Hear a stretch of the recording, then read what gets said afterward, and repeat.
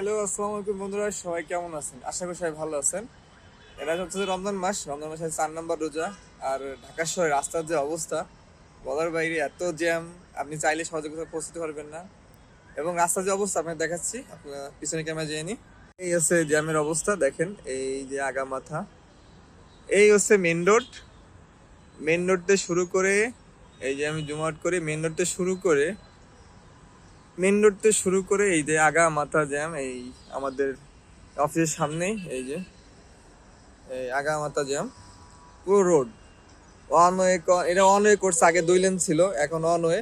পুরো আগামাতায় জ্যাম, এই যে আগামাতায় জ্যাম বলার বাইরে। রাস্তায় জ্যাম, বর্তমানে গুলশান মনিতে জ্যাম, চাইলে বাসায় ইফতারি করতে পারবেন না। বন্ধুরা, আপনারা দেখলেন রাস্তার এই অবস্থা। সবাই যেহেতু বাসায় গিয়ে যারা ইফতারি করতে চাচ্ছেন, তারা ম্যাক্সিমাম 7:30টার আগে বেরোবেন।